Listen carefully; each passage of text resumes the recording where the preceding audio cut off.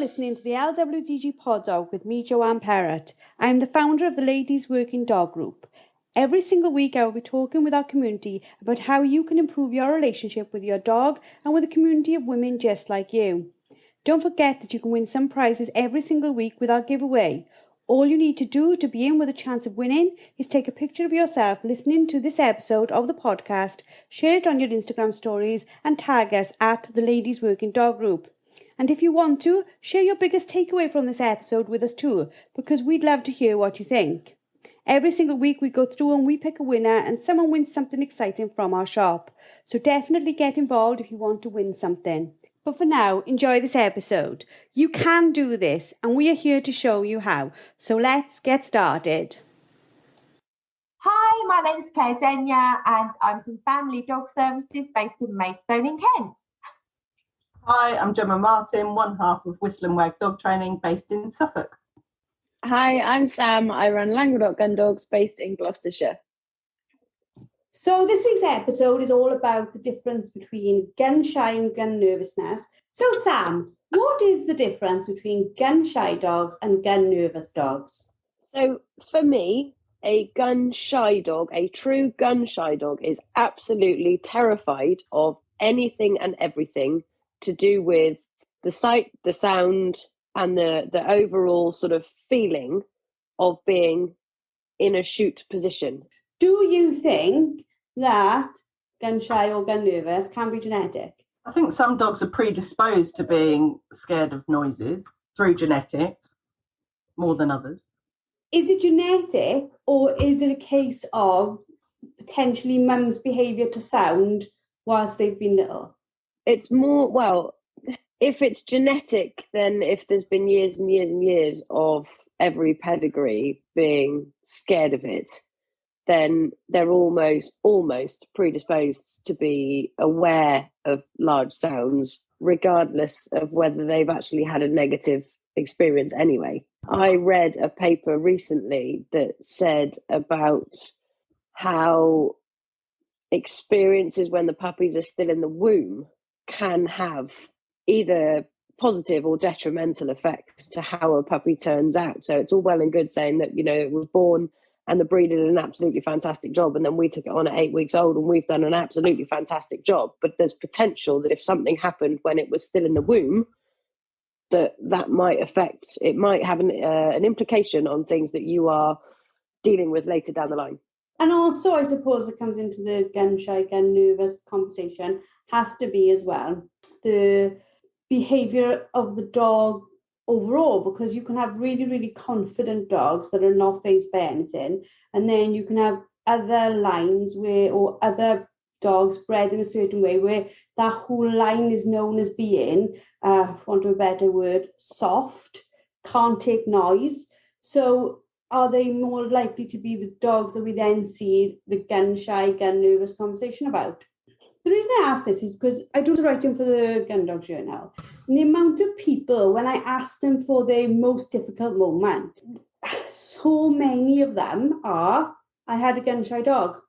It's like the same conversation over and over again, just different people, different owners, different places, different experiences. And they say, I went out on a shoot and then found out my dog was gun shy. I work with a lot of dogs that are gun shy or nervous by certain aspects of what's going on with shot. And as you touched on earlier, you've got to look at whether it's the sound alone or whether it's the sight or whether it's the smell, or actually is it the atmosphere?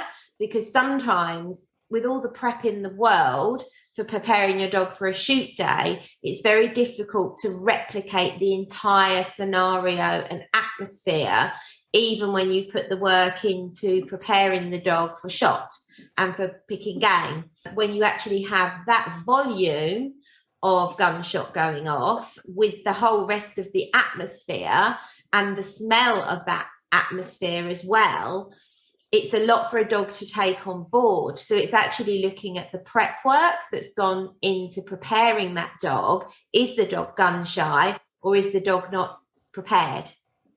Yeah, and you're quite right, because if you think about it, with all the will in the world, we can't prepare for 20 guns standing behind us, shooting quite consistently with thousands of birds, with noise, with people with flags, that literally if you put together every single part of that environment and then said, hold on, have I prepared my dog for this? Most of us would have to put our hands up and say, no, not in any way being able to do or replicate what we can see now. So is that the point where we find out a gun-shy dog? Do we give them that label then when actually it isn't the gun-shy or gun-nervous? It's the whole thing. Yeah, and that's where you have to take a step back in your training, or as a trainer, we have to help the owner prepare their dog for the day, not just prepare the dog for the gunshot. Like a starter pistol doesn't sound doesn't sound like what the sort of shot you actually get on a shoot day. Dummy launchers, it's not the same. So there's all that prep work, and has the dog been exposed to the sound of clay shoots, which clay shoots are a bit more boomy, bangy, more constant, which is going to be more realistic to maybe what might happen on a drive on a shoot day.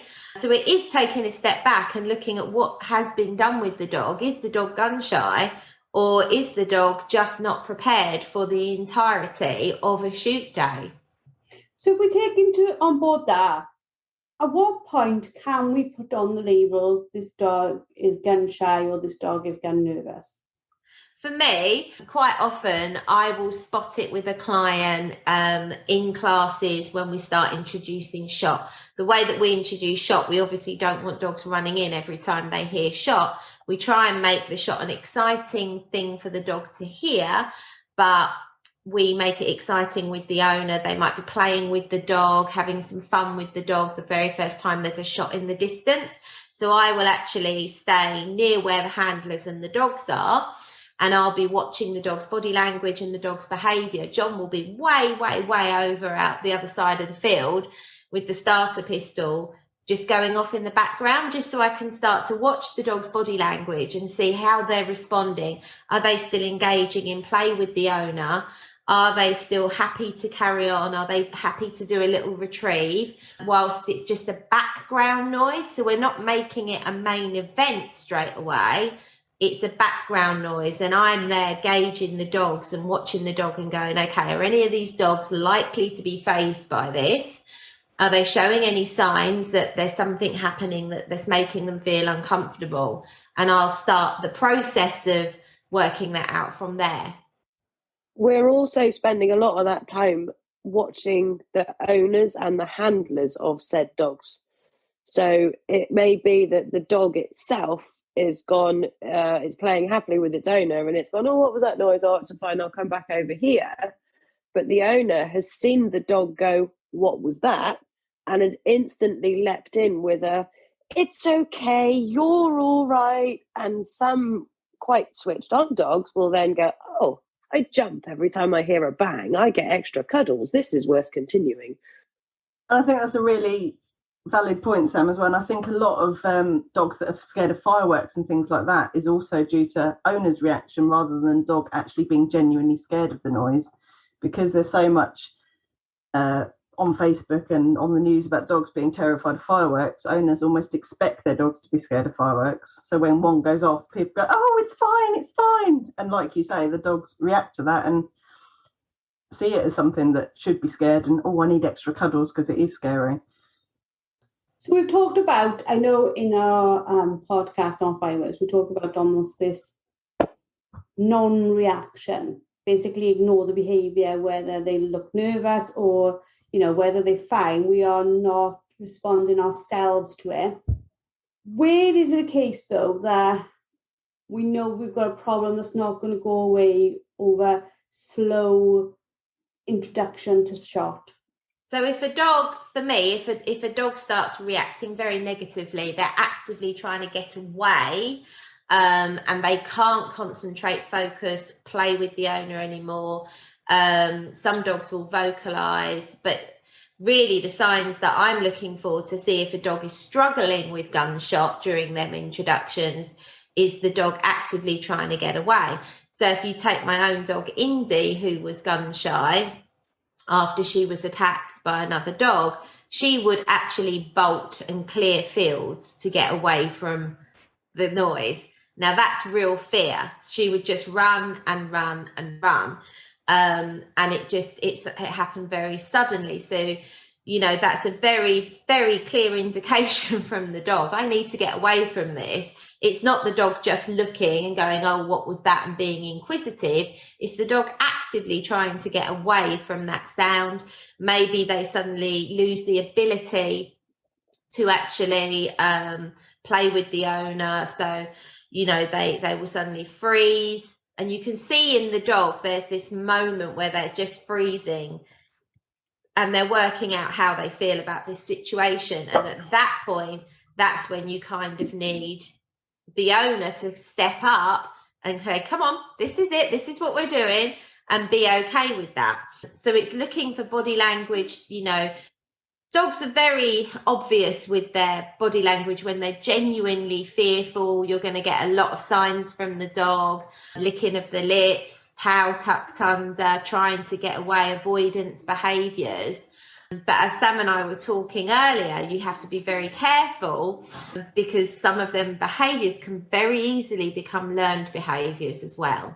I suppose for us, when we are seeing our dog show a interest, so your shot looks for the shot, it's quite a weird situation, isn't it? Because part of us is trying to teach the dog to mark.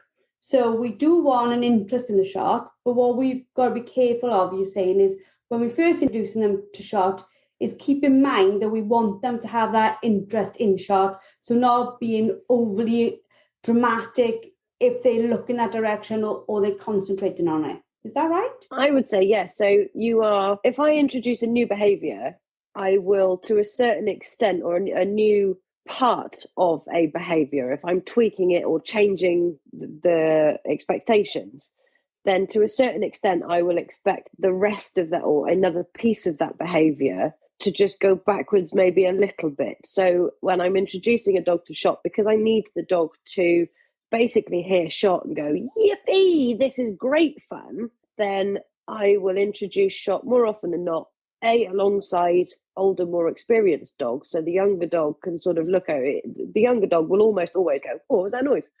But if it sees its mate sat next to it going, oh, yeah, this is cool, this is great fun, we're going to get retrievers in a minute, then it will feed off their excitement. And I'll also, I think Claire said earlier, we don't want them running in every time they hear a shot. But if you can introduce shot while they are retrieving, whilst they're having fun, whilst they're playing, maybe they're doing some quartering with the handler, they're focused and actively engaged in enough of a fashion that they basically just go, well, okay, noise, this is way more fun. Let me carry on with this now. And then over time, you can gradually bring it closer and up the criteria of what you're asking for the dog. So it's all done in baby stages. And it is a bit of a fine line or a balancing act as to which bits you're going to let go in order to push that bit forward. And then we'll sort of let that bit go to push the other bit forward. And then eventually we find the happy middle ground. Because this is the one thing, I won't swear because Apple make us explicit, but this is the one thing where you really can't mess it up. You know, you can ask too much of a retrieve, or you could do something, you think, oh, that was a little bit too much for my dog then, but you know, we'll fix it on the next one. But if you decide to push or overstretch on introducing shot, you're gonna end up with one of these gun nervous dogs, aren't you? You can't, or gun shy dogs. You can't suddenly stand next to your dog with a gun, let it off, and then not be shocked when it has a reaction to it. Yeah, absolutely. And every dog will be very different. And we talk about this all the time on the Ladies Working Dog Group, how every dog is different and you have to treat them differently. So even if I'm running a class where we're working with shot, I might do very different things with each dog depending on how the dog is responding to the shot. So if I've got a dog that looks a little bit nervous, but it's just because it doesn't understand it, that dog might get a retrieve with shot much earlier than a dog that I look at and go, he's going to be really super keen. So we're not going to be retrieving on shot with him just yet. He's going to learn that the reward is back here with the owner first before we introduce too much fun running forward. So depending on the dog, and how the dog is responding will have a lot to do with how quickly you move forward with adding retrieves, or whether or not you add retrieves straight away, or whether it's play with the owner, or whether it's keeping the dog focused on something else and letting them just listen to the shot in the background. You've got to be really open to work differently with each dog. You also need to remember, when we're preparing dogs for life on the shooting field, that it's not always just the sound. I've worked with many dogs, and I'm sure Claire and Jem have as well, that the client has contacted me and said, my dog is gun shy, gun nervous, and I'd like help in working through this. But when you really delve into what happened, it can be because the first time that dog heard shot was when the owner stood 3 feet away from it and fired a shotgun. It's the first time it's seen a shotgun. It's the first time it's heard the noise. And so from that point forward, the dog has associated the sight of that shotgun with scary things. And then the owner gets home and they go to clean their shotgun, and all of a sudden the dog is hiding at the other end of the kitchen and desperately trying to get out into the garden. So it's become more then than just a fear of the noise itself. It's a fear of the actual item, the visual item. And if left to escalate, that can go even further when they see the owner put their tweeds on to go shooting for the day. They see them pick up their gun slip. You know, if the dog has been scared at its first exposure to the noise, it can lead down very different avenues as to how far you've got to take it back to then work through it again. And that can work both ways as well, kind of, because Jess, my dog, was fine with the sound of shot. You could literally be standing next to a hedge and there could be 50 guns the other side shooting. She didn't care. The minute you went through that hedge and she saw a gun, then she had to be on a lead, because she literally would do what you sort of just discussed, which was she would try to get away. So it was never the sound, it was the actual physical sight. But had you asked anybody, they would say, oh, that's a gun-shy dog, which would make people think it's a sound problem. It was never a sound problem. So for people who find themselves in a position where they need to identify, is their dog gun-shy or gun-nervous? Where do they all start with this? Because it is a bit of a minefield. And if you look it up online, there's like a 1,000 different conversations going on at any one time. So, yeah, for me, as you just touched on, Jo, I'd be looking at, is it the sound, is it the sight, and also is it the smell? Because there's lots of different things you can do depending on that. It's looking at when this started. Is it because there was a poor association, or is it because it's not been introduced properly, or the process has been rushed? Is the dog generally fearful of sound, or is it just this one area? And there's a lot of things that you can do. And for me, it'd be looking at a real combination of counter conditioning, so making the event more exciting, but also desensitization. There are things that you can get, like sound disc therapies for gun dogs specifically, and even on your iPhone or on other phones, you can get apps which play the sound of shot. You know, you can be quite specific about starter pistols and things like that. But also, one of the things that I've found really useful with a couple of dogs that I've worked with recently is using a dummy launcher, because the dummy launcher is so exciting. And so if you've got a dog where it's, you know, they're a little bit nervous, but they're not really that frightened, once you put that dummy launcher in front of them and there's that little pop and the dummy goes flying, you're increasing the excitement level. So that's another way of doing counter conditioning. So that's where I'd start personally. I think, leading on from your question, Jo, about whether you know if your dog's gun nervous or gun shy, I think for me, they're just a similar thing, just at different ends of the spectrum. I don't know how the other ladies feel, but Claire said that she said Indy was gun shy. Now, a lot of people will tell you that a gun shy dog will always be gun shy and they won't ever get over it. I think we're always going to have some dogs that, yes, we can improve and they'll be obedient to shot, but there's still going to be that worry inside them. They might behave but still be anxious. But yeah, as a difference between gun shy and gun nervous, I think it's all of the same thing. It's just differing extents of how fearful they've come of that sound. This is quite fascinating, really, isn't it? Because even, I suppose, within our group, it's very hard to tie down a definitive description of what a gun-shy dog is and what a gun-nervous dog is. There's also those conversations about, is it genetic, is it not genetic, is it a learned behaviour, is it an environmental behaviour? So as much as we can think about ways of preventing it and then how to treat it, we still don't really understand where it's coming from within a dog, do we? For each dog, it could be coming from a different place. Yeah, it could absolutely be coming from a completely different place with each dog. But I think we always run the risk, because we're human, we also try and overcomplicate things a lot as well.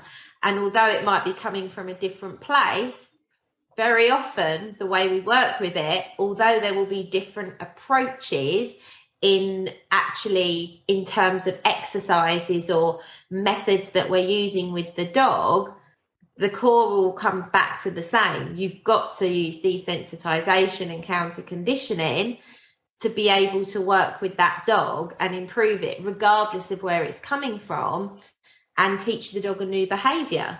So loads of people believe that taking their gun dog to a gun dog trainer once a week is going to be enough to cure a dog of being gun shy or gun nervousness. But there's actually a hell of a lot of groundwork that needs to be done at home with the dog to help with the rehabilitation and to change the dog's behaviour. And we're talking constant training here. We're talking a lot of groundwork of playing the sounds in the home when you're walking the dog, of going to places where you're going to hear those sounds. This, it's getting the owners of the dog to understand that the trainer can't just fix this in a training session, that it's the homework that's going to really layer up changing that dog's behaviour alongside the trainer then working with other tools to assist the dog.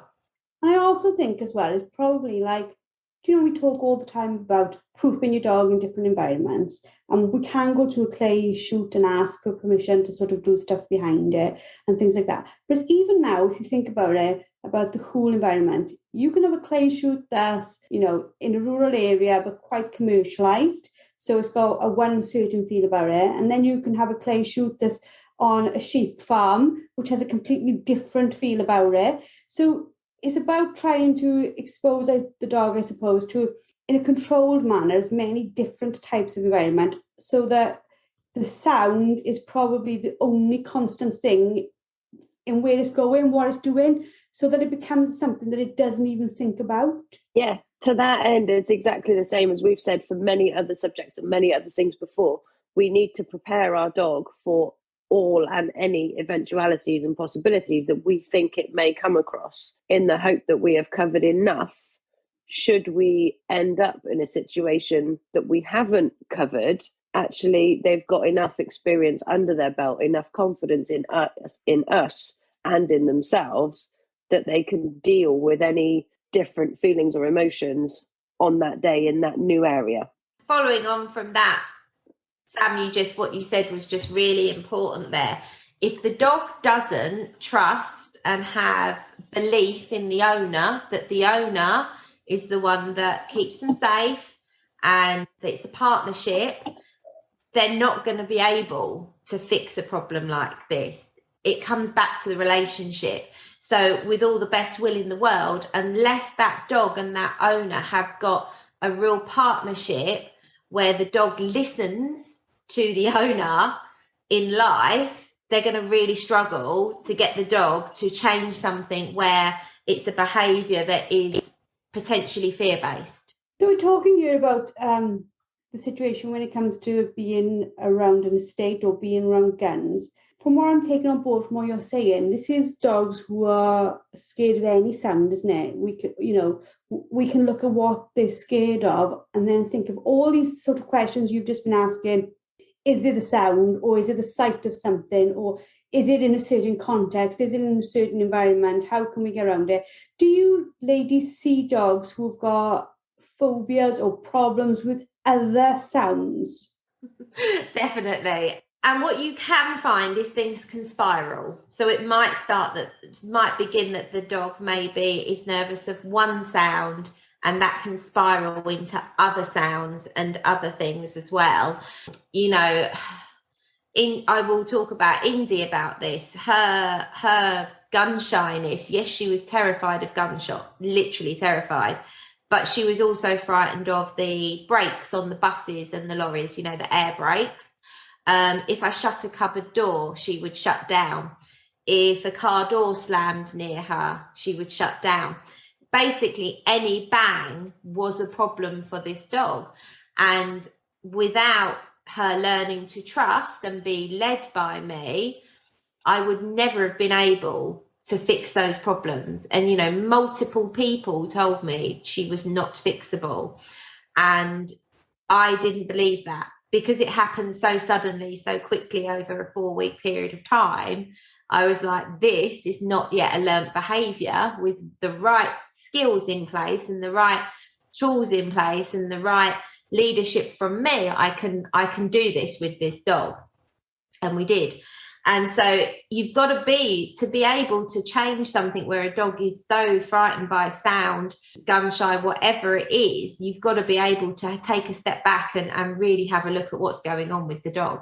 Those brakes on a lorry, they frighten me.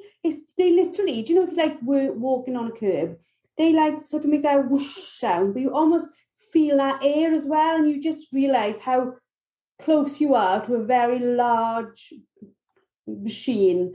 So I stand with her on that one. I'm not a big lover of that noise either. I think it's worth bearing in mind that if you know you've done all the introductions correctly and your first few seasons, however many, went absolutely swimmingly and the dog was absolutely fine with gunshot, but then all of a sudden, for no apparent reason, they're suddenly acting differently, scared, nervous, more aware, more jumpy, anything like that, it's always worth obviously giving your dog a health check. It could be that actually they've got something in their ear, like a grass seed, they might have an ear infection, they could have done damage to other parts of their body, another injury that actually is all affecting all their sort of their ears and their hearing.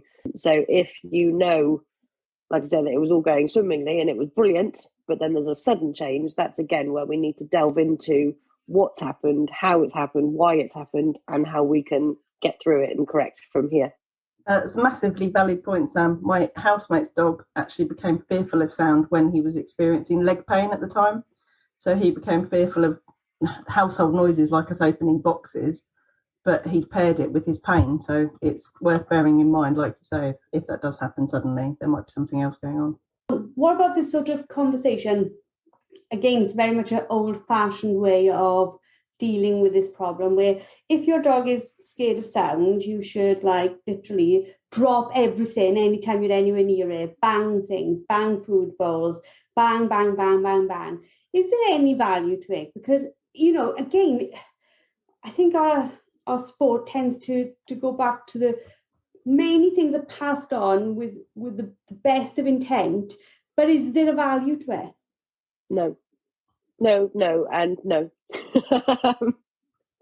If you had a fear of a certain type of cow, if you, for whatever reason, you were scared of red cows, and every time you went for a walk and you got chased by a red cow, or even you made yourself walk through a field full of red cows, I don't think it would matter how many times you did it or you made yourself do it.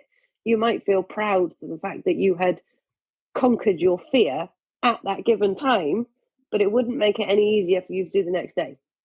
So why would you keep putting yourself in that position? So we don't need to be banging in food everywhere. But I do think, I don't know, now maybe I'm again inexperienced, I do think there's a lot to be said about not being oversensitive as pups, how we are around them. So not being scared when they're babies to make noise, because we do have that window, I'm sure one of you will remind me what ages they are, where they don't have fear. So at that time, it's quite a nice time to not be concerned about noise so much. For me, with puppies, I make as much noise as I can, and I make it really exciting and really fun and really playful, you know. But that's different. That's part of habituation and, you know, socialization, and you're getting the dog used to all of the stuff that they're going to experience in their life. which you would like to think is going to be gunshot if you want to work in gun dog. So those noises are a really important part of it. But when the dog is fearful, you want to be counter conditioning and desensitizing, not flooding. So for me, like with Indy, if I looked at her, if I had whacked the app on the phone up on full blast and put it next to her ear hole, that was never going to help her. But it was having it softly playing in the background, gradually turning that up as she became less aware of it, taking her to clay shoots, but being at a distance, and then as she felt more comfortable, getting closer. Her favourite toy, the tennis ball. Every time she looked at me when she heard the shot, I bounced the tennis ball for her. She's not a food motivated dog, so there was going to be no point trying to give her food. But, you know, all of that and building the confidence, not knocking the confidence. Whereas when you're working with a puppy or a young dog, you know, you're kind of just throwing it all in there because it's amazing and it's all a big game. So it's very different how you approach it. And what you said there about, so that Indy just got sort of that she wasn't aware of it. A very quick story. My mum came to the house on Sunday. We were on a meal for Charlotte's birthday, and she said, "Doesn't the sound of that aquarium drive you mad?" And I said, "What sound of the aquarium?" And she was like, "That sound of the water." And I sort of stopped for a second, and I could suddenly hear it because it's in our home. I don't hear it at all. And from the moment she mentioned it, for about an hour later, that's all I could hear was the aquarium. And I thought, up until you pointed it out, Mum, this wasn't a problem to me. Now I can hear the waterfall. So it's a little bit like that, isn't it? It's because it's a constant sound, a constant background noise to me. My mind has sort of completely disregarded it as being anything important or anything I need to pay attention to. Absolutely, that's exactly how it is, and that's part of desensitization to something, is it just becomes background noise. I'm sure many of our other halves would be saying that we're desensitized to them right now as well, wouldn't they? So selective hearing. Okay, thank you very much, ladies, for another fantastic podcast. I hope you've all enjoyed listening. If you have any comments or questions, please pop them in the comments below or send them to us on our Facebook group, and we'll be happy to hear and speak to you there. Thank you all, and we shall speak to you all next week.